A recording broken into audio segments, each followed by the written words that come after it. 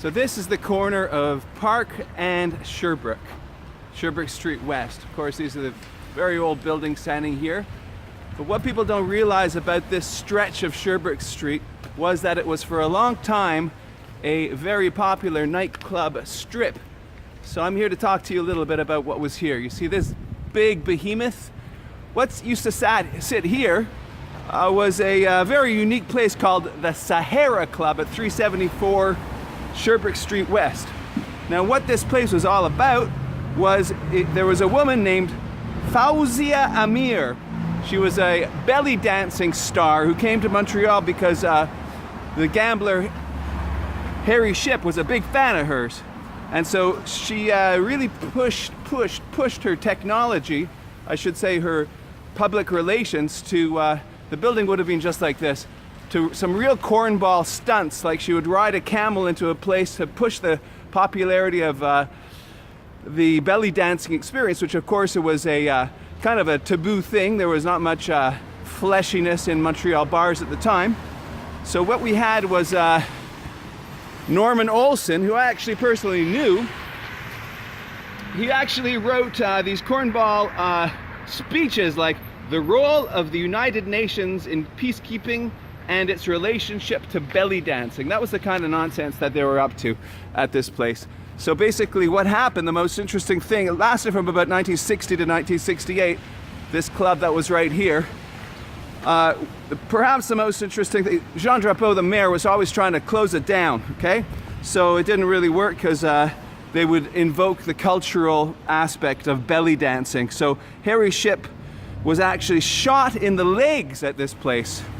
So he survived, and Harry Shipp was of course the big gambling boss of the city, and it survived a little while longer. Now a couple of doors down, which would have been also a building that was demolished, was a place called the Swiss Hut. I have it from 1942 to 1972. Now the Swiss Hut was extremely important for McGill ghetto types who wanted a place to hang out and drink cheap. So of course Nick Oftermeyer, people like that era, used to always reference the Swiss Hut. A lot of LSD dealing, that sort of thing, but hugely popular. They had booths in the back, so people would have arguments, but they were always, they rarely ended up into fights. Why? Because people couldn't jump out of their booths when they got mad. It was too constricting. So that lasted, I have it from 1942 to 1972. Of course, we know the late era stories best. Rudolf Nureyev, Conrad Black were some of the people that Nick Oftermeyer brought into the place. Now, we also have a place called the New Penelope, which is right over here.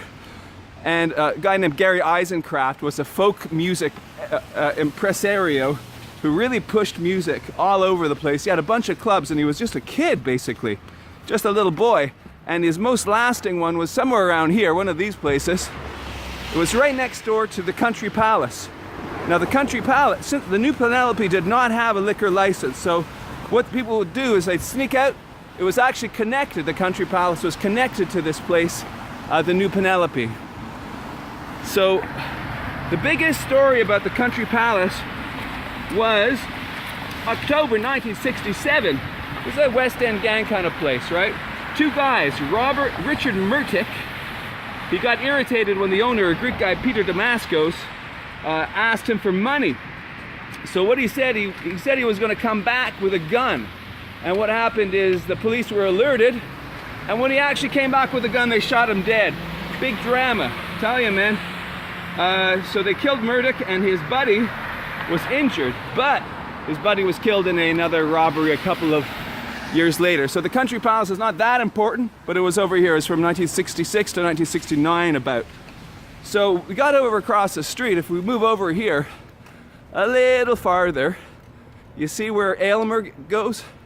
On the other side of the street. So there was a guy named Don Pedro Rubio Dumont. He was a real sort of cultural guy. 485 Sherbrooke Street West is over there. So they used to call him Montreal's culture minister. Of course, it was just a made-up term, but because he loved poetry and all that sort of thing, they really saluted him, and the gimmick was that he was able to convince police that Spaniards would sleep all afternoon and stay up all night. So they got the right to stay up later because of cultural considerations. Once again, they'd close late. That's the legend anyway. And of course, Don Pedro Rubio Dumont, he was, his place